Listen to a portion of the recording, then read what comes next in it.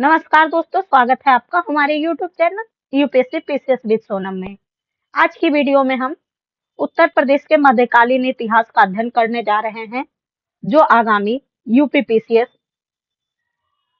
UPSI या UP से संबंधित किसी भी एग्जाम के लिए महत्वपूर्ण है और साथ ही यहाँ से प्रश्नों के आने की प्रबल संभावनाएं हैं। हम बहुत ही कम समय में आपका एक बेहतर रिवीजन कराएंगे और साथ ही इसमें इम्पोर्टेंट फैक्ट्स को भी सम्मिलित किया गया है। तो बिना समय गवाए चलिए शुरू करते हैं आज की हमारा ये सेशन। नेक्स्ट हमारा अपकमिंग क्लासेस होगा कल रात में एईडीओ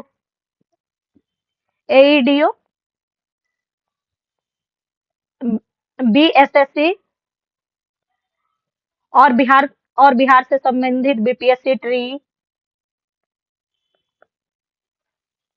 से संबंधित एमसीक्यू 50 से एमसीक्यू का अध्ययन 50 एमसीक्यू का प्रैक्टिस होगा।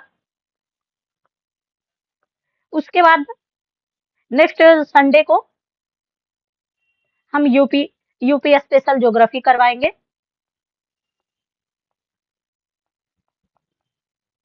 तो कृपया कर इन दोनों क्लासेस में को देखना ना भूले। तो चलिए शुरू करते हैं आज की हमारी ये क्लासेस। कन्नौज के लिए त्रिपक्षीय संघर्ष। प्रारंभिक मध्यकाल में कन्नौज को प्रतिष्ठा और सत्ता का प्रतीक माना जाता था। यह हर्षवर्धन के साम्राज्य की पूर्ववर्ती राजधानी थी। कन्नौज पर नियंत्रण का अर्थ था उत्तर भारत में राजनीतिक संप्रभुता।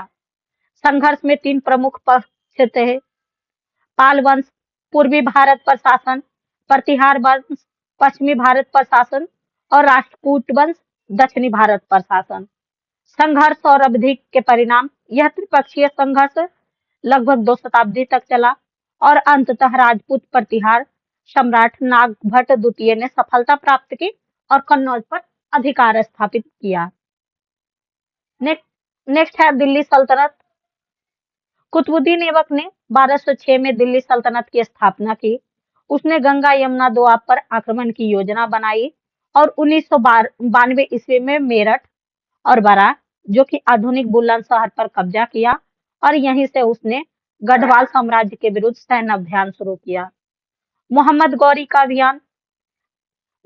मोहम्मद गौरी ने वर्ष 1994 में भारत आया और उसने यमुना नदी पार की और कोइल, वर्तमान का अलीगढ़ पर राजपूतों से युद्ध कर कब्जा कर लिया।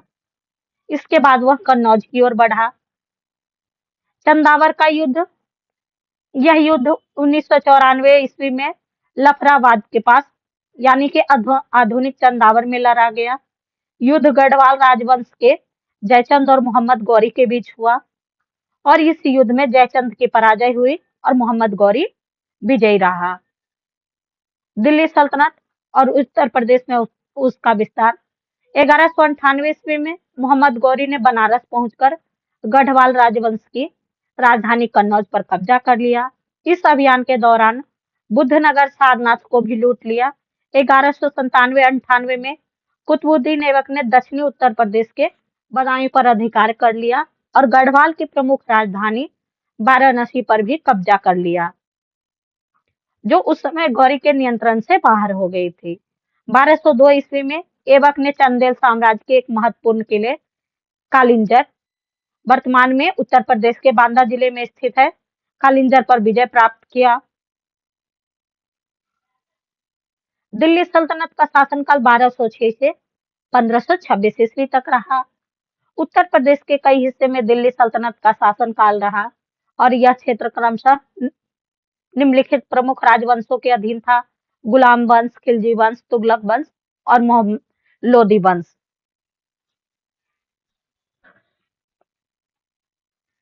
गुलाम वंश। कुतुबुद्दीन ऐबक ने 1206 ईस्वी में दिल्ली सल्तनत और गुलाम वंश या मामलुक वंश की स्थापना की और उसने लाहौर को अपनी राजधानी बनवाया। इससे ज्यादा विशेष कुतुबुद्दीन ऐबक के बारे में कुछ खास तथ्य पढ़ने को नहीं है। इल्तुतमिश को दिल्ली सल्तनत का वास्तविक संस्थापक माना जाता है। इल्तुतमिश को दिल्ली सल्तनत का वास्तविक संस्थापक माना जाता है क्योंकि वह दिल्ली पर शासन करने वाला पहला सुल्तान था। सुल्तान बनने से पहले वह बदायूं का सूबेदार था। इल्तुतमिश के अभियान। मिन्हाज के अनुसार इल्तुतमिश ने एक अभियान श्रृंखला में दिल्ली से बदायूं, अजीह और बनारस और सिवारिक क्षेत्र पर अपना नियंत्रण स्थापित किया और बदायूं का जामा मस्जिद का निर्माण इल्तुतमिश ने ही करवाया था। नेक्स्ट है खिलजी वंश। जलालुद्दीन खिलजी ने खिलजी वंश की स्थापना की। 1291 ईस्वी में उन्होंने अपने दामाद अलाउद्दीन खिलजी को कारा, आधुनिक कौशाम्बी जिला का नया गवर्नर नियुक्त किया और 1296 ईस्वी में भीलसा पर सफल छापे के बाद अलाउद्दीन को अवध का राज्यपाल बनाया गया। अमरोहा का युद्ध 1305 ईस्वी में हुआ। अमरोहा उत्तर प्रदेश के मुरादाबाद जिले के पश्चिम में स्थित एक प्रमुख स्थल है। यह युद्ध मंगोल आक्रमण के बाद मंगोल सेना और अलाउद्दीन खिलजी की सेना के बीच लड़ा गया। इस युद्ध में मलिक नायक के नेतृत्व में अलाउद्दीन खिलजी की मजबूत घुड़सवार सेना ने पराजित किया। तुगलक वंश। तुगलक वंश की स्थापना गयासुद्दीन तुगलक ने की। उसके उत्तराधिकारी मोहम्मद बिन तुगलक के पश्चात फिरोज शाह तुगलक ने शासन संभाला। फिरोज शाह तुगलक ने जौनपुर शहर की स्थापना की और उन्होंने फिरोजाबाद नामक नगर का निर्माण कराया, जिसे बाद में तुगलकाबाद नाम दिया गया। यह नगर तुगलक वंश के एक सैन्य, चौकी और राजनीतिक आधार के रूप में कार्य करता था और यह कृषि उत्पादक सुधार हेतु पश्चिमी यमुना नहर की स्थापना की, जिसे राजनहर के नाम से जाना जाता है। हम इस क्लासेस में यूपी से संबंधित ही फैक्ट्स का अध्ययन करने जा रहे हैं।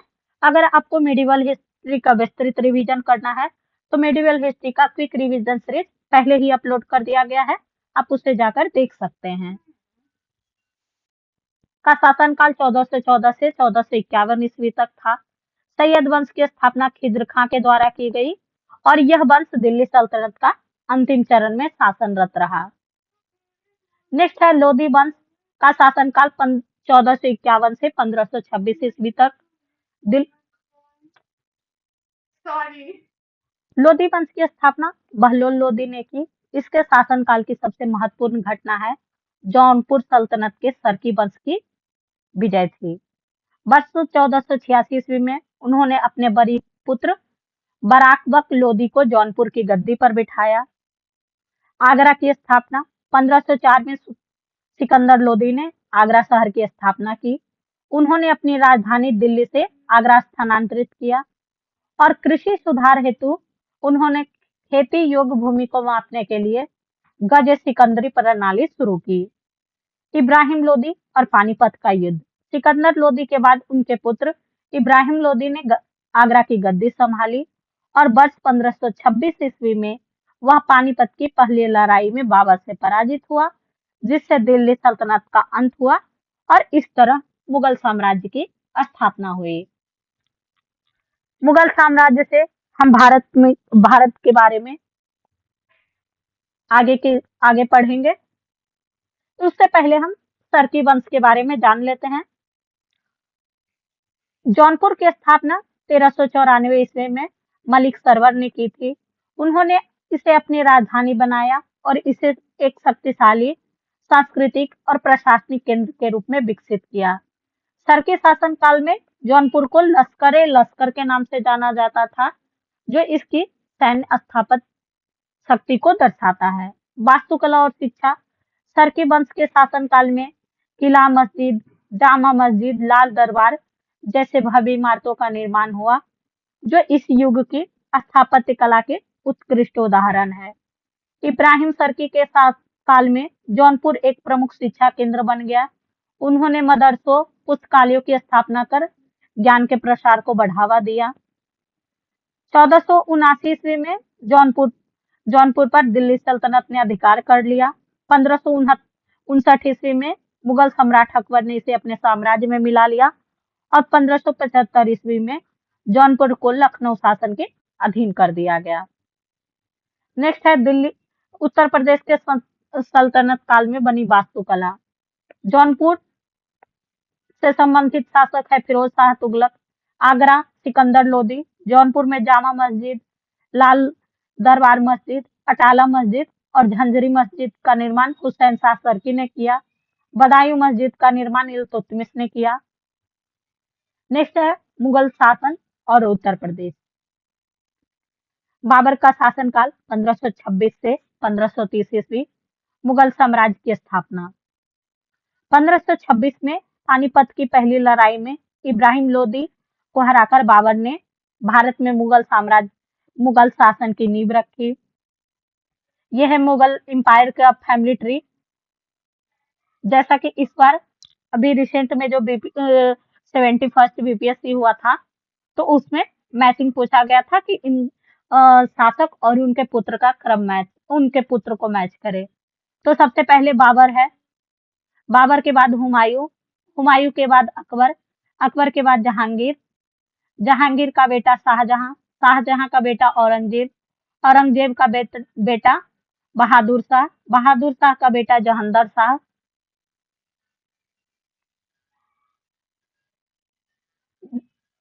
नेक्स्ट है अहमद शाह बहादुर, उसका पुत्र है आलमगीर द्वितीय, आलमगीर द्वितीय का पुत्र है शाहजहां तृतीय, शाहजहां तृतीय का पुत्र है शाह आलम द्वितीय, शाह आलम द्वितीय का पुत्र है अकबर द्वितीय, अकबर द्वितीय का पुत्र है बहादुर शाह द्वितीय।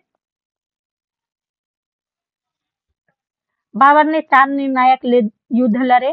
पहला पानीपत का युद्ध 1526 में, खानवा का युद्ध 1527 में, चंदेरी का युद्ध 1528 में और घाघरा का युद्ध 1529 में।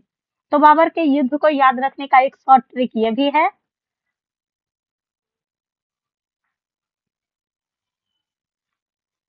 पानी खाना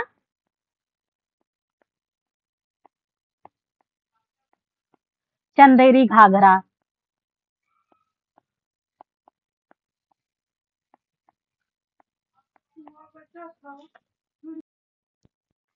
खनामा का युद्ध 1527 में, यह युद्ध आगरा के पास बाबर की तैमूरी सेना और राणा सांगा की राजपूत सेना के बीच हुआ। बाबर विजयी हुआ और इसके बाद मुगल सत्ता का केंद्र काबुल से आगरा स्थानांतरित हो गया। हुमायूं का शासनकाल 1530 से 40, फिर वापस हुमायूं की वापसी हुए 1555 से 1556। हुमायूं ने शेरशाह सूरी के साथ 2 प्रमुख युद्ध लड़े। चौसा का युद्ध 1539 में, कन्नौज और बिलग्राम का युद्ध 1540 में। कन्नौज का युद्ध 1540 में, इस युद्ध में हुमायूं की निर्णायक हार हुई और शेरशाह सूरी ने उत्तर प्रदेश सहित भारत के बड़े हिस्से पर शासन स्थापित किया। हालांकि बाद में हुमायूं ने सफीविद साम्राज्य के समर्थन से पुनः संगठित होकर 1555 ईस्वी में दिल्ली का सिंहासन वापस प्राप्त किया और मुगल साम्राज्य को पुनः स्थापित किया। नेक्स्ट है सम्राट अकबर, उत्तर प्रदेश में मुगल शासन का विस्तार। सूरी और उसके पुत्र इस्लाम शाह ने अपनी राजधानी ग्वालियर से उत्तर प्रदेश पर शासन किया। इस्लाम शाह की मृत्यु के बाद हेमू उत्तर प्रदेश का वास्तविक शासक बन गया। दिल्ली के पुराने किले में राज्याभिषेक के समय हेमू को विक्रमादित्य की उपाधि से सम्मानित किया गया। पानीपत की द्वितीय युद्ध 1556 में, इस युद्ध में हेमी की मृत्यु हो गई और उत्तर प्रदेश अकबर के शासन के अधीन आ गया। अकबर हुमायूं का पुत्र और मुगल वंश का तीसरा सम्राट था अकबर, जो कि हुमायूं का पुत्र था। नेक्स्ट है सम्राट जहांगीर। जहांगीर मुगल सम्राट अकबर का पुत्र था और मुगल वंश का चौथा सम्राट बना। वह शाही न्याय प्रणाली को दृढ़ करने के लिए आगरा किले में जहांगीर आदिल नामक न्याय श्रृंखला की स्थापना की। उन्होंने अकबर का मकबरा, मरियम उज जमानी का मकबरा भी बनाया और फतेहपुर सिकरी में जहांगीराबाद महल का निर्माण करवाया, जो स्थापत्य योगदान में एक उल्लेखनीय उदाहरण है। 1608 ईस्वी में captain William Hawkins east India company की ओर से जहांगीर के दरबार में आया और व्यापारिक संबंधों की शुरुआत की। सम्राट शाहजहां 1628 से 1558, स्थापत्य का स्वर्ण युग शाहजहां के शासनकाल को कहा जाता है। शाहजहां जहांगीर का तीसरा पुत्र था। उन्होंने मेवाड़ के राजपूत और दक्षिण के गोलकोंडा शासक के विरुद्ध कई सैन्य अभियान की अभियान में भाग लिया। 1631-32 में उन्होंने पुर्तगालियों को पराजित किया और अपनी राजधानी आगरा से दिल्ली स्थानांतरित की। शाहजहां के विषय में इतनी ही महत्वपूर्ण बातें थी। साथ ही उसके स्थापत्य में योगदान शाहजहां ने अपनी पत्नी मुमताज महल के याद में आगरा में ताजमहल का निर्माण करवाया। आगरा के किले में मोती मस्जिद का निर्माण करवाया, जो सफेद संगमरमर की सुंदरता का प्रतीक है। तो ऐसे भी प्रश्न आ सकते हैं कि मोती मस्जिद कहाँ है मैच करने को, या फिर मोती मस्जिद का निर्माण किसने करवाया, या मोती मस्जिद में किस प्रकार के पत्थर या संगमरमर का उपयोग किया गया है। 1658 में अपने पुत्र औरंगजेब ने उन्हें सत्ता से हटाकर आगरा के किले में कैद कर लिया और शाहजहां की मृत्यु जनवरी 1666 में हुई और उन्हें ताजमहल में अपनी पत्नी के बगल में दफनाया गया। नेक्स्ट है औरंगजेब, मुगल साम्राज्य का छठा सम्राट। औरंगजेब मुगल वंश का छठा बादशाह था। अप्रैल 1658 में उसने धर्म युद्ध के नाम पर दारा शिकोह की सहयोगी सेना और मारवाड़ साम्राज्य को पराजित किया। मई 1658 में सामूगढ़ का युद्ध हुआ, जिसमें औरंगजेब की निर्णायक विजय ने उसकी संपूर्ण सत्ता को सुदृढ़ कर दिया। नेक्स्ट है उत्तर प्रदेश में मुगल काल के दौरान बनी वास्तुकला। जामा मस्जिद संभल में और बाबरी मस्जिद अयोध्या में निर्माण बाबर ने किया। फतेहपुर सीकरी, आगरा का किला, इलाहाबाद किला, आगरा में जहांगीर महल, बुलंद दरवाजा, फतेहपुर सीकरी, बीरबल महल, जोधाबाई महल, शेख अली चिश्ती का मकबरा और पंचमहल अकबर का निर्माण अकबर ने करवाया। आगरा में एतमाद उद दौला का मकबरा नूरजहां ने।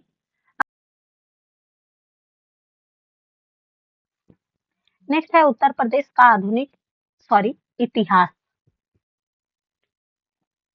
मुगल साम्राज्य का पतन और बक्सर का युद्ध 1764 में। 1707 ईस्वी में औरंगजेब की मृत्यु के बाद उत्तराधिकारी युद्ध के कारण मुगल साम्राज्य का विघटन शुरू हो गया।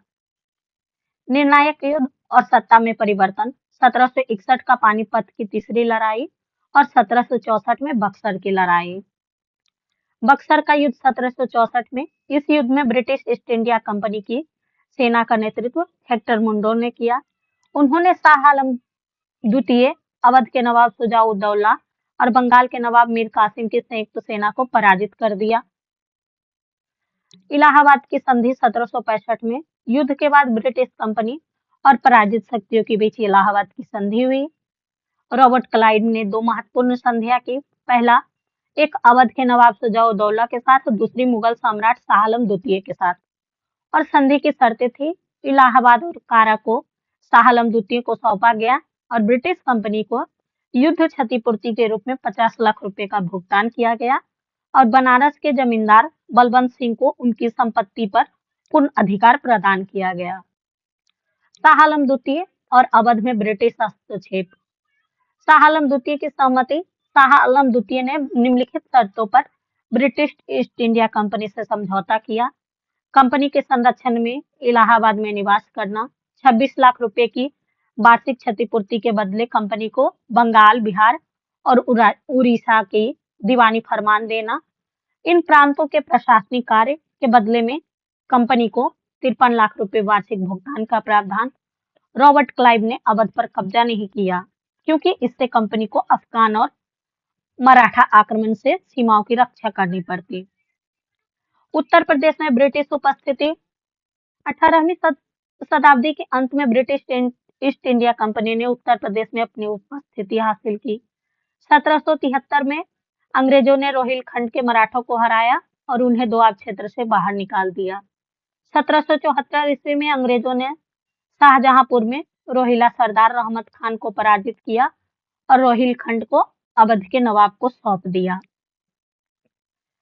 आसफ उद दौला ने 1775 ईस्वी में अवध की राजधानी को फैजाबाद से लखनऊ स्थानांतरित किया। नवाब सआदत अली खान द्वितीय ने 19 नवंबर 1801 में सहायक संधि प्रणाली को स्वीकार कर लिया और लॉर्ड बेले जली ने 1803 ईस्वी में मराठा को हराकर अलीगढ़ आगरा और दिल्ली पर कब्जा कर लिया। अवध पर अंतिम कब्जा। मई 1816 में अवध साम्राज्य ब्रिटिश संरक्षित राज्य बन गया और 1856 में कुप्रशासन का आरोप लगाकर लॉर्ड डलहौजी ने अवध पर पूर्ण कब्जा कर लिया। नेक्स्ट है अवध के बारे में। यह मुगल साम्राज्य का एकमात्र प्रांत था जिसे उत्तर प्रदेश का अधिकांश भाग शामिल था। इसकी स्थापना 1722 में सआदत अली खां बुहरान उल मुल्क ने की थी। उन्होंने किसानों को जमींदारों से बचाने के लिए अवध में एक नई भू राजस्व और भूमि पट्टा प्रणाली शुरू की। 1739 में सफदरजंग अवध के दूसरे नवाब बने। सिराजुद्दौला 1754 में अवध के नवाब बने। उन्होंने बंगाल के मीर कासिम और मुगल सम्राट शाह आलम द्वितीय के साथ 1764 में बक्सर की लड़ाई में अंग्रेजों के खिलाफ लड़ा और 1773 में वारेन हेस्टिंग के साथ बनारस की संधि पर हस्ताक्षर किया। 1775 में मृत्यु हो गई और उन्हें फैजाबाद के गुलाबबाड़ी में दफनाया गया। शुजा-उद-दौला की मृत्यु के बाद असफ-उद-दौला अवध का नवाब बना। उन्होंने राजधानी फैजाबाद से लखनऊ स्थानांतरित किया। उन्होंने लखनऊ में बड़ा इमाम बाड़ा रूमी दरवाजा बनवाया और 1797 में मृत्यु हो गई और उन्हें लखनऊ के बड़ा इमाम बाड़ा में दफनाया गया। वाजिद अली शाह 1847 से 56 तक अवध के 10वें और आखिरी नवाब थे। वे अपने शासन के दौरान अवध को कुशासन के आरोप में 1856 में लॉर्ड डलहौजी द्वारा ब्रिटिश साम्राज्य में मिला लिया गया था। अवध के क्षेत्र को उत्तर पश्चिम प्रांत अवध के बड़े प्रांत के रूप में विलय किया और 1902 में इसका नाम बदलकर आगरा और अवध संयुक्त प्रांत कर दिया गया। नेक्स्ट है 1857 के विद्रोह से पहले उत्तर प्रदेश के नागरिक विद्रोह। गोरखपुर, बस्ती और बहराइच में नागरिक विद्रोह। वारेन हेस्टिंग ने मराठों और मैसूर के खिलाफ युद्ध खर्चे को पूरा करने के लिए अवध में इजाजतदारी के रूप में ब्रिटिश अधिकारियों के खिलाफ पैसा कमाने की योजना बनाई। उन्होंने मेजर अलेक्जेंडर हेन्ने को नियुक्त किया और एक वर्ष के लिए 22 लाख रुपए गोरखपुर में और बहराइच के इजारा को सुरक्षित किया। हन्नी की दमनकारी और अत्यधिक राजस्व मांगों को इस क्षेत्र में आतंकित किया। नेक्स्ट है अवध में नागरिक विद्रोह 1799। सितंबर 1799 में वजीर अली खान अंग्रेजों की मदद से उनके रिश्ते खराब हो गए और उनकी जगह उनके चाचा सआदत अली खान द्वितीय ने ली। वजीर अली खान ने ब्रिटिश निवासी जॉर्ज फ्रेडरिक चेरी की हत्या कर दी और वजीर अली के रक्षकों ने 2 अन्य बनारस में अन्य यूरोपीय लोगों की हत्या कर दी। यहाँ तक कि बनारस के मजिस्ट्रेट पर भी हमला किया। वजीर अली ने कई हजार लोगों की एक सेना इकट्ठी की जिसे जनरल एस्किन ने हराया और वजीर अली को इस शर्त पर प्रत्यार्पित किया गया कि उन्हें फांसी नहीं दिया जाएगी या जंजीर में नहीं डाला जाएगा। 1799 में आत्मसमर्पण के बाद उन्हें फोर्ट विलियम में कैद कर लिया गया। बुंदेलखंड में अशांति 1808 से 1812। बंगाल प्रेसिडेंसी के कई सरकार प्रतिरोध की पेश की। आज अजयगढ़ किले में किलेदार लक्ष्मण दावा को 1808 में समाप्त होने वाले 2 वर्षों के लिए अस्थायी व्यवस्था के रूप में अपने किले में बनाए रखने की अनुमति दी। कालंजर के हत्यारे दरिया सिंह को अगला प्रतिरोध जनवरी 1812 में दबा दिया गया और गोपाल सिंह ने अंग्रेजों के खिलाफ सबसे अधिक प्रतिरोध दिखाया और उनको अपने चाचा के साथ विवाद था जिनका अंग्रेजों ने समर्थन किया। इन गड़बड़ियों को रोकने के लिए अंग्रेजों को बुंदेलखंड के वंशानुगत सरदारों को संविदात्मक दायित्व इकरारनामों की एक श्रृंखला में से बांधने की नीति अपनानी पड़ी। नेक्स्ट है बरेली में उत्थान 1816 में। विद्रोह का तात्कालिक कारण पुलिस कर लगाना था। मामला तब धार्मिक हो गया जब मुफ्ती मोहम्मद एवाज ने मार्च 1816 में शहर के मजिस्ट्रेट के सामने याचिका दायर की। आस्था और मुफ्ती की रक्षा के लिए पीलीभीत, शाहजहांपुर और रामपुर के कई सशस्त्र मुस्लिमों ने विद्रोह कर दिया और अप्रैल 1816 में विद्रोहियों ने बरेली की प्रांतीय अदालत लेसेस्टर के एक न्यायाधीश के बेटे की हत्या कर दी। हाथरस में विद्रोह 1817। अंग्रेजों ने दयाराम को किसान बनाकर हाथरस रियासत बचाई, लेकिन लगातार बढ़ते राजस्व के कारण दयाराम बकाया का भुगतान करने में विफल रहे। यहाँ तक कि सरकारी भगोरों को शरण देकर शत्रु के रूप में कार्य किया। एक अन्य विद्रोही मुरसान राजा भगवंत सिंह ने अपने किले के नष्ट होने के डर से सरकार के सामने समर्पण किया। नेक्स्ट है बहावी आंदोलन। रायबरेली में सैयद अहमद द्वारा बहावी आंदोलन शुरू किया गया। सऊदी अरब के अल अब्द अल बहाब और दिल्ली के शाह वली उल्लाह की शिक्षा से प्रेरित एक इस्लामी पुनरुत्थानवादी आंदोलन था। इसका उद्देश्य प्रारंभिक इस्लाम की प्रथाओं को वापस लौटाना और पश्चिमी प्रभावों का विरोध करना था। इमाम के रूप में पहचाने जाने वाले सैयद अहमद खान ने गुप्त कोड के साथ राष्ट्रव्यापी संगठन की स्थापना की और उत्तर पश्चिम आदिवासी क्षेत्र में सीथाना को एक प्रमुख आधार के रूप में आध्यात्मिक उपशासक नियुक्त किया गया। भारत में आंदोलन का मुख्य केंद्र पटना था, जिसमें हैदराबाद, मद्रास, बंगाल संयुक्त प्रांत और बॉम्बे सहित प्रमुख क्षेत्र मिशन थे। शुरुआत में पंजाब के सिख राज के खिलाफ जिहाद पर केंद्रित आंदोलन ने बाद में 1849 में पंजाब के ब्रिटिश शासन में शामिल होने के बाद ब्रिटिश ईस्ट इंडिया कंपनी के शासन को निशाना बनाया। नेक्स्ट है 1857 का विद्रोह और उत्तर प्रदेश। भारत में ब्रिटिश साम्राज्य के विस्तार और आर्थिक शोषण की नीति के कारण समाज के विभिन्न वर्गों में ब्रिटिश शासन के प्रति असंतोष होने लगा। इसका तात्कालिक कारण था ब्रिटिश सरकार ने नई एनफील्ड राइफल के उपयोग का निर्णय लिया, जिसकी कारतूसों में गाय और सुअर की चर्बी होने की बात सामने आई। इसमें हिंदू और मुस्लिम सैनिकों को यह विश्वास दिया गया कि सरकार जानबूझकर उनके धर्म को अपमानित या नष्ट नहीं करना चाहती। 1857 के विद्रोह का क्षेत्रीय विस्तार और प्रमुख घटनाएं। यह बड़े शहरों तक ही सीमित नहीं था, बल्कि छोटे शहर और कस्बों तक फैल गया, जैसे इटावा, मैनपुरी, एटा, मथुरा, शाहजहांपुर, बदायूं, आजमगढ़, सीतापुर, लखीमपुर खीरी, बाराबंकी, वाराणसी, फैजाबाद, फतेहपुर और हाथरस आदि। अवध में विद्रोह। अवध की बेगम हजरत महल ने लखनऊ में विद्रोह का नेतृत्व किया। उन्होंने अपने पुत्र बिरजिस कद्र को अवध का नवाब घोषित किया और 21 मार्च 1858 को कॉलिन कैंपबेल ने लखनऊ पर पुनः कब्जा कर लिया।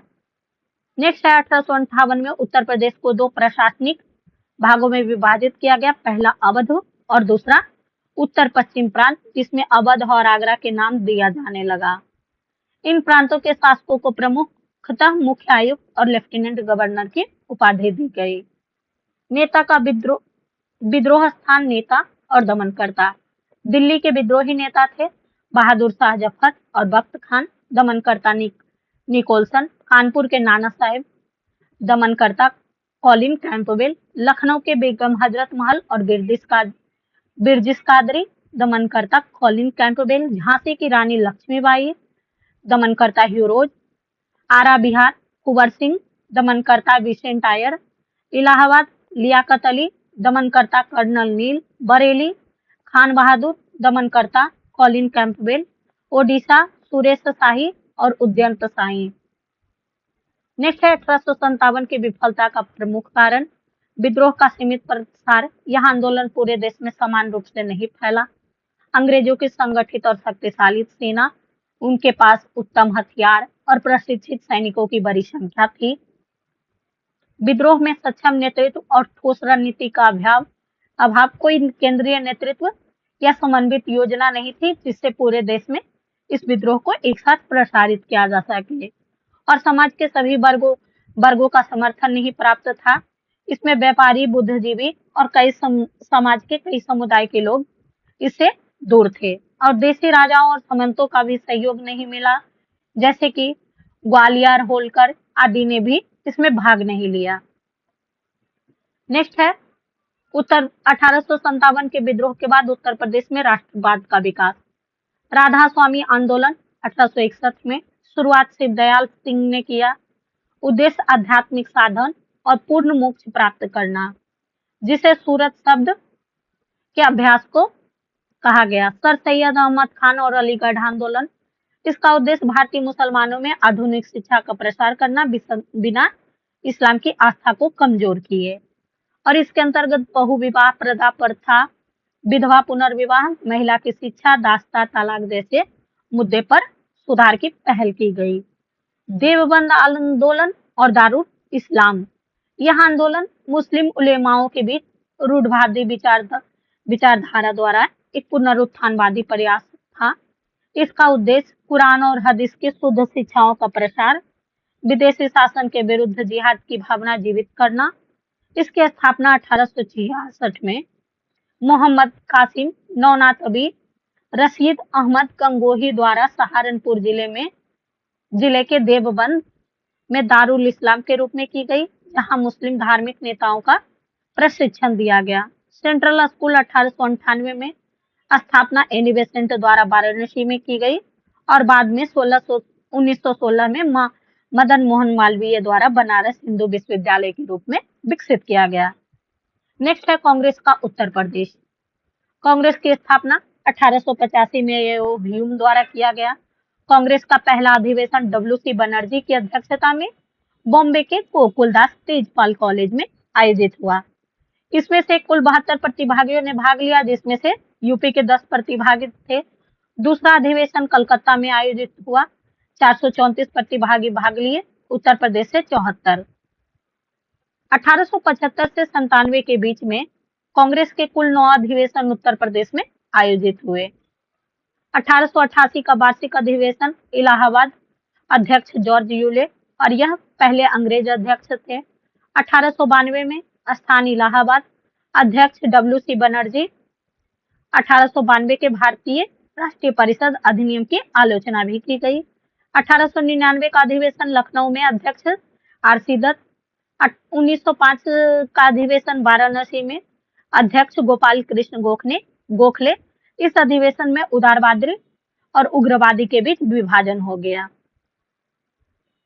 1910 में इलाहाबाद में, अध्यक्ष विलियम ब्रेडबर्न। 1916 में लखनऊ में, अध्यक्ष अंबिका चरण मजूमदार। कांग्रेस के भीतर नरमपंथी और उग्रवादियों का एकीकरण हुआ। साथ ही कांग्रेस और अखिल भारतीय मुस्लिम लीग के बीच मतभेद भी खत्म हो गए। लीग के उस वर्ष का अपना सत्र भी, यानी कि मुस्लिम लीग का 1916 का सत्र भी लखनऊ में आयोजित किया गया। 1925 में कानपुर में इसके अध्यक्ष थी सरोजिनी नायडू। एनी बेसेंट के बाद सरोजिनी नायडू कांग्रेस की अध्यक्ष बनने वाली दूसरी महिला और पहली भारतीय महिला थी। 1936 का अधिवेशन लखनऊ में, अध्यक्ष पंडित जवाहरलाल नेहरू। 1946 का अधिवेशन मेरठ में, अध्यक्ष JV कृपलानी। नेक्स्ट है लखनऊ समझौता 1916। लखनऊ में आयोजित हुआ भारतीय राष्ट्रीय कांग्रेस और मुस्लिम लीग के एक संयुक्त अधिवेशन था। इस समझौते के माध्यम से दोनों दल प्रांतीय विधानसभा में धार्मिक अल्पसंख्यकों को प्रतिनिधित्व देने पर सहमत हुए। यह समझौता हिंदू मुस्लिम एकता में एक महत्वपूर्ण कदम माना गया। नेक्स्ट है उत्तर प्रदेश में किसान आंदोलन। उत्तर प्रदेश किसान सभा का आयोजन 1918 में गौरी शंकर मिश्र, इंद्र नारायण द्विवेदी और मदन मोहन मालवीय के प्रयास से किया गया।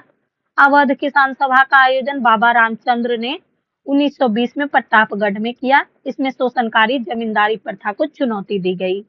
एक का आंदोलन का आयोजन लखनऊ में हुआ और जल्द ही हरदोई और सीतापुर में फैल गया।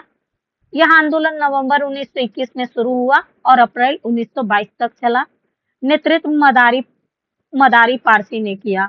मुख्य रूप से अवध में प्रचलित शोषणकारी तालुकदारी प्रणाली की प्रतिक्रिया थी। नेक्स्ट है अखिल भारतीय किसान सभा का गठन 1936 में लखनऊ में हुआ।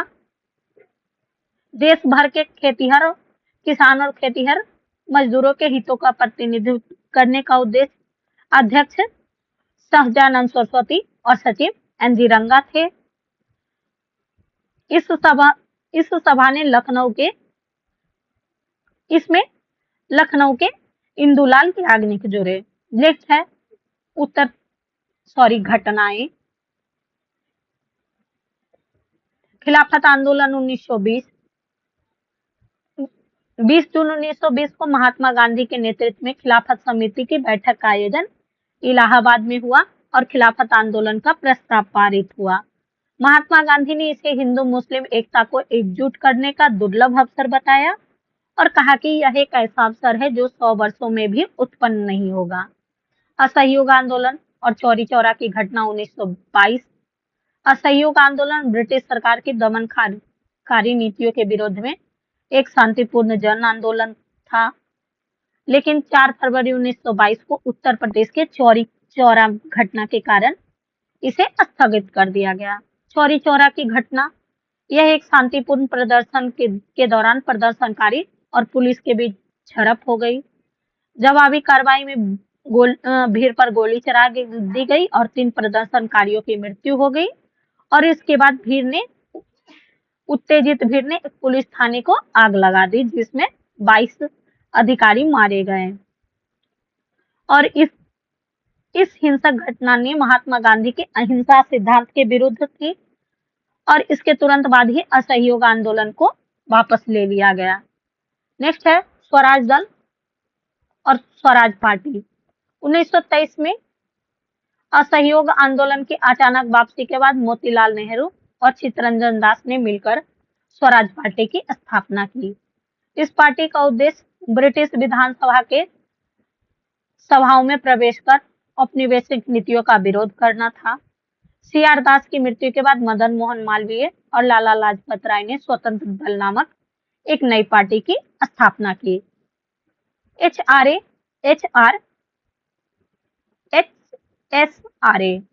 हिंदुस्तान रिपब्लिक एसोसिएशन की स्थापना अक्टूबर 1924 में रामप्रसाद बिस्मिल, जोगेश चंद्र चटर्जी और सचिंद्रनाथ सान्याल ने कानपुर में की। उद्देश्य था औपनिवेशिक ब्रिटिश सरकार को सशस्त्र क्रांति के माध्यम से उखाड़ फेंकना और इसके स्थान पर संघीय गणतंत्र की स्थापना। नेक्स्ट है काकोरी कांड 1925। HRA का प्रसिद्ध गतिविधियां थी काकोरी डकैती कांड। इसमें क्रांतिकारियों ने 8 डाउन ट्रेन को रोककर सरकारी रेल नगद लूट ली। इस घटना में रामप्रसाद बिस्मिल, असाफुल्ला खान, रोशन सिंह और राजेंद्र लाहौरी को फांसी की सजा दी गई। हाल ही में उत्तर प्रदेश ने काकोरी डकैती का नाम बदल के काकोरी ट्रेन एक्शन कर दिया। इससे इस घटना को सम्मानजनक और राष्ट्रवादी दृष्टिकोण पर प्रस्तुत किया गया। दिसंबर 1929 में भगत सिंह ने दिल्ली के पास वायसराय इरविन की ट्रेन को उड़ाने का प्रयास भी शामिल था। 1930 में पंजाब और संयुक्त प्रांत के कई शहर में क्रांतिकारी घटनाएं हुई और फरवरी 1931 में इलाहाबाद के अल्फ्रेड पार्क में पुलिस मुठभेड़ के दौरान चंद्रशेखर आजाद वीरगति को प्राप्त हुए। मेरठ षड्यंत्र 1929। मार्च 1929 में ब्रिटिश सरकार ने 31 श्रमिकों को गिरफ्तार कर लिया और 3.5 साल की सुनवाई के बाद मुजफ्फर अहमद, S.A. डांगे, जो गेलकर, फिलिप स्प्रैंट, बेन बैडली और शौकत उस्मानी और अन्य को दोषी ठहराया गया। नेक्स्ट है सविनय अवज्ञा आंदोलन में उत्तर प्रदेश की भूमिका। 6 अप्रैल 1930 को महात्मा गांधी ने ऐतिहासिक दांडी मार्च के लिए यह आंदोलन शुरू किया। उत्तर प्रदेश इस आंदोलन के तहत गैर राजस्व अभियान चलाया गया, जिसमें जमींदारों ने सरकार को राजस्व न देने का आह्वान किया। अक्टूबर 1930 में आंदोलन ने गति पकड़ी, विशेषकर आगरा और बरेली में। इलाहाबाद में कर का बहिष्कार किया गया।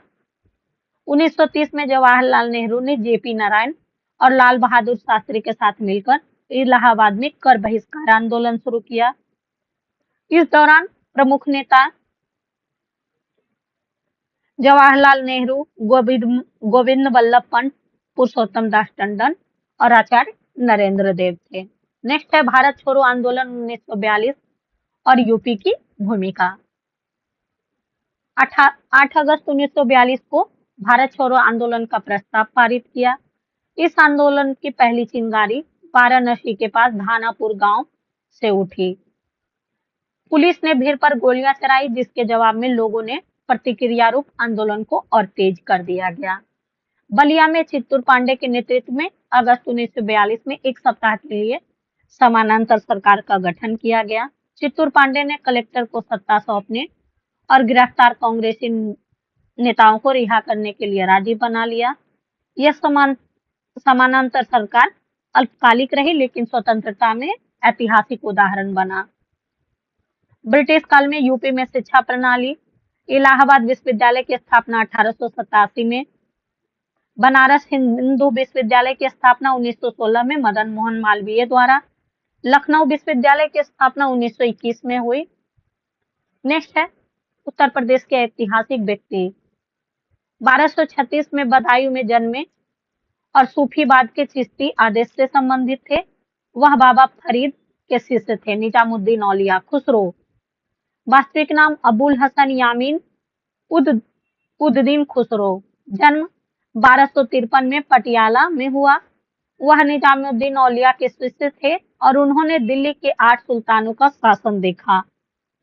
लोकप्रिय रूप से यानी कि अमीर खुसरो को तूतीय हिंद, कव्वाली का जनक, उर्दू साहित्य का जनक, खड़ी बोली का जनक कहा जाता है और उन्होंने ख्याल गायकी का विकास किया।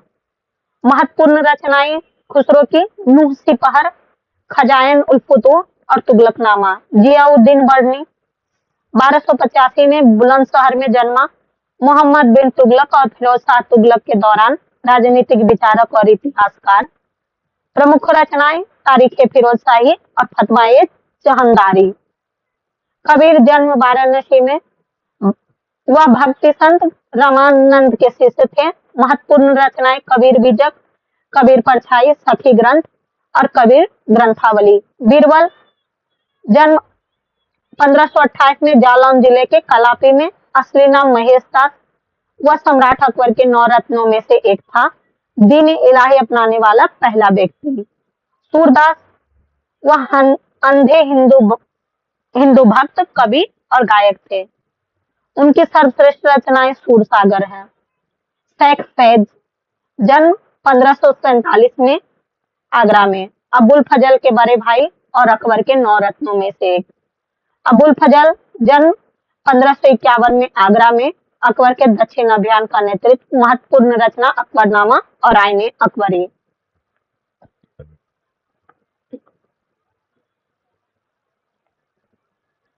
नेक्स्ट है तोडरमल। जन्म सीतापुर जिले के लाहपुर गांव।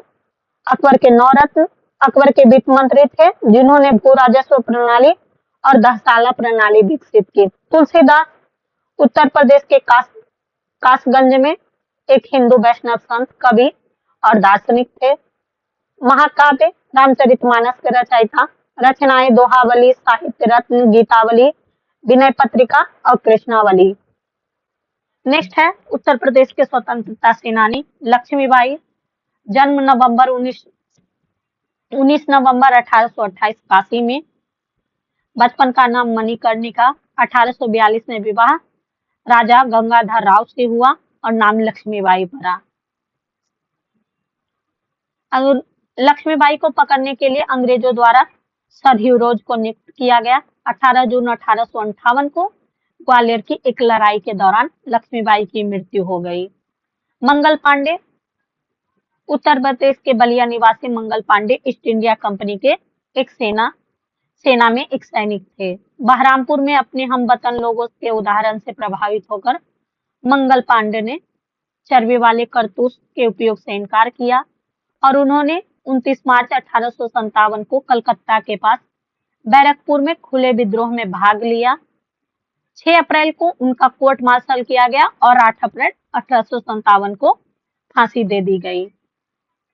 बख्त खान जन्म 1797 यूपी के बिजनौर में। ईस्ट इंडिया कंपनी की सेना में सूबेदार बने और मुख्य देशी कमांडिंग ऑफिसर कहलाए। विद्रोह बनने से पहले सूबेदार बख्त खान ब्रिटिश अधिकारियों के बीच प्रसिद्ध थे। उन्होंने प्रथम स्वतंत्रता संग्राम में दिल्ली में नेतृत्व प्रदान किया और विद्रोह के दौरान अंग्रेज द्वारा उन्हें घायल कर दिया गया और 1859 में नेपाल के तराई मैदान में उन्होंने अंतिम सांस ली। बेगम हजरत महल प्रथम महिला स्वतंत्रता संग्राम के दौरान सबसे प्रभावी महिला। उन्होंने यूपी के लखनऊ में संचालन किया। मार्च 1858 में लखनऊ पर अंग्रेज द्वारा पुनः कब्जा के बाद उन्होंने क्रांतिकारी आंदोलन के अन्य नेताओं के साथ नेपाल की ओर भागने के लिए मजबूर होना पड़ा। बेगम हजरत महल ने स्वतंत्रता संग्राम की अग्रिम पंक्ति में थी। उन्होंने अपने नाबालिग बेटे ब्रिटिश काजरी को अवध में विद्रोह का नेतृत्व संभाला। मौलवी लियाकत अली का जन्म इलाहाबाद में महगांव के तहसील और परगाना चैल में सैयद मेहर अली और अमीन बीबी के घर हुआ। जिला हरदोई के सांडी, बिलग्राम और पाली में सफलतापूर्वक ब्रिटिश विद्रोह अभियान चलाए। 1872 में मौलवी को बॉम्बे रेलवे स्टेशन पर एक ब्रिटिश पुलिस अधिकारी स्टाइल द्वारा गिरफ्तार किया गया और 24 जुलाई 1872 को उन्हें अंडमान की दंडात्मक बस्ती में जीवन भर के लिए परिवहन की सजा दी गई। राम कदम सिंह, वह गुर्जरों के एक छोटे समूह के नेता थे और 1857 के विद्रोह के दौरान ब्रिटिश ईस्ट इंडिया कंपनी के खिलाफ लड़ाई लड़ी और वह मेरठ जिले के परीक्षितगढ़ और मावना राजा के रूप में लोकप्रिय हुए। रामप्रसाद बिस्मिल का जन्म 11 जून 1897 को यूपी के शाहजहांपुर में हुआ। वह हिंदुस्तान रिपब्लिकन एसोसिएशन के नेता में से एक थे और 1925 के काकोरी डकैती कांड में शामिल थे और 19 दिसंबर 1927 को उन्हें गोरखपुर में फांसी दी गई। चंद्रशेखर आजाद का जन्म मध्य प्रदेश के भावरा में हुआ था, लेकिन उन्होंने अपना अधिकांश समय यूपी में बिताया। HSRA के सदस्य थे और भारत में ब्रिटिश शासन को उखाड़ फेंकने के लिए 1928 में गठित एक क्रांतिकारी संगठन था। 1925 का काकोरी डकैती कांड में शामिल और 27 फरवरी 1931 को इलाहाबाद के आल्फ्रेड पार्क में पुलिस ने घेर लिया। नेक्स्ट है असफुल्ला खान का जन्म 22 अक्टूबर 1900 को यूपी के शाहजहांपुर में हुआ। खान HRA के प्रमुख सदस्य थे और काकोरी षड्यंत्र में शामिल थे। असफुल्ला खान को 19 दिसंबर 1927 को फांसी दी गई। आचार्य नरेंद्र देव का जन्म 30 अक्टूबर 1889 को यूपी में हुआ। उन्होंने वकालत छोड़ी और काशी विद्यापीठ में पढ़ाना शुरू किया, जहां उन्हें आचार्य की उपाधि मिली। बाल गंगाधर तिलक और अरबिंदो जैसे नेताओं के विचारों ने प्रभावित किया और वह होम रूल लीग से जुड़े और प्रांतीय कांग्रेस के सदस्य बने और साइमन कमीशन और सविनय अवज्ञा आंदोलन के खिलाफ प्रदर्शन में सक्रिय रूप से भाग लिया। 1934 में भारतीय राष्ट्रीय कांग्रेस के भीतर काम करने वाले कट्टरपंथी गुटों के रूप में कांग्रेस सोशलिस्ट पार्टी की स्थापना में भूमिका निभाई। नेक्स्ट है मौलाना हसरत मोहानी। जन्म 1 जनवरी 1875 को यूपी के उन्नाव जिले के कस्बा मोहना में हुआ। पढ़ाई पूरी करने के बाद अलीगढ़ मुस्लिम विश्वविद्यालय में दाखिल। हसरत मोहानी ने अलीगढ़ में उर्दू ए मुल्ला नामक पत्रिका निकाला और वर्ष 1907 में कांग्रेस से जुड़े और हसरत मोहानी ने 1921 में इनकलाब जिंदाबाद का नारा लिखा और 13 मई 1951 को हसरत मोहानी ने अंतिम सांस ली। चित्तू पांडे बलिया जिले के रतचुक गांव में जन्मे चित्तू पांडे, जिन्हें लोकप्रिय रूप से शेरे बलिया भी कहा जाता है। उन्होंने बलिया में भारत छोड़ो आंदोलन का नेतृत्व किया। जवाहरलाल नेहरू और सुभाष चंद्र बोस द्वारा बलिया के बाद के रूप में वर्णित किया गया और अंग्रेजों द्वारा दबाए जाने से पहले कुछ दिन के लिए 19 अगस्त 1942 को घोषित और राष्ट्रीय सरकार का नेतृत्व किया। समानांतर सरकार कलेक्टर को सौंपा और सभी गिरफ्तार नेताओं की रिहाई में सफलता प्राप्त की। यूपी के राजा महेंद्र प्रताप, उनका जन्म 1 दिसंबर 1886 को उत्तर प्रदेश के हाथरस जिले के मुरसान राज्य के राजसी जाट परिवार में हुआ। वह भारत की पहली अं- अंतिम सरकार के अध्यक्ष थे। स्वामी सहजानंद सरस्वती का जन्म उत्तर प्रदेश के गाजीपुर में हुआ। वह अपने घर और परिवार को तपस्या और त्याग त्याग कर और तपस्या के मार्ग अपनाकर वह वाराणसी चले गए, जहां उन्होंने संस्कृत और हिंदू दर्शन का अध्ययन किया। उन्होंने बिहार के शाहबाद जिले और उत्तर प्रदेश के निकटवर्ती जिले गाजीपुर में असहयोग आंदोलन आंदोलन का आयोजन में भूमिका निभाई। उन्होंने 1936 में लखनऊ में अखिल भारतीय किसान सभा का गठन किया और पटना से हिंदी साप्ताहिक हुंकार चलाते थे। नेक्स्ट है पुरुषोत्तम दास टंडन। 1 अगस्त 1882 को इलाहाबाद में जन्म हुआ। उन्होंने 1908 में तेज बहादुर अधीन इलाहाबाद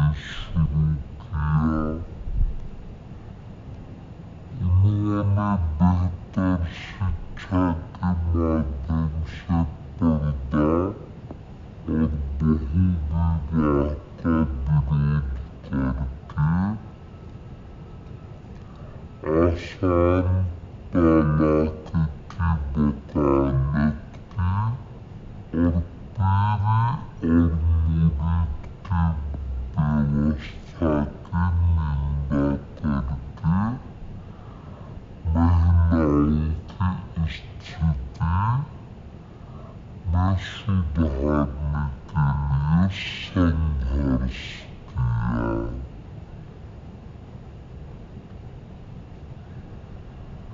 नेक्स्ट है गोविंद बल्लभ पंत का जन्म 10 सितंबर 1887 को अल्मोड़ा के खुटे गांव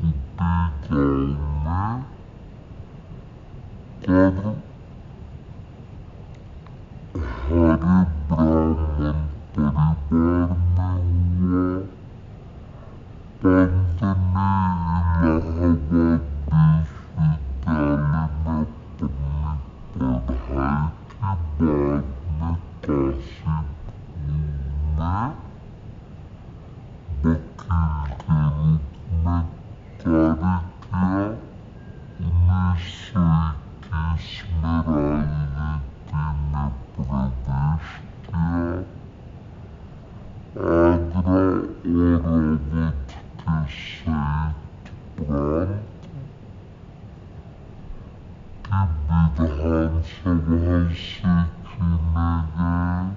से चुने गए। पंत को 1920 के दशक के मध्य में रामप्रसाद बिस्मिल, आसफुल्लाह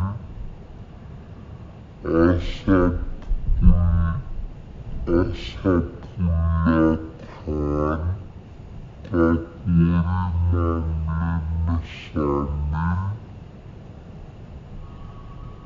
अन्य क्रांतिकारियों का प्रतिनिधित्व करने के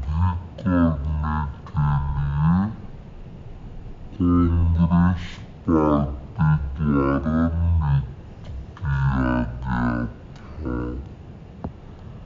1940 में